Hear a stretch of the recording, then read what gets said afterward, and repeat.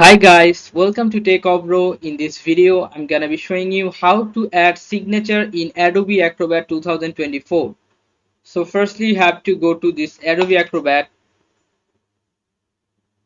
then choose any file and open it. Now click on this tools, this option. You can see here, right? The cursor, tools. Then scroll down and you'll find fill and sign. Click on open.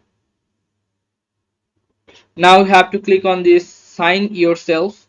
Click on this and then click on add initials. Now click on image, what image you have already downloaded or the scan sign you have already made. Click on this and click on open. Now click on save initials to make it to use it everywhere. Now click on apply.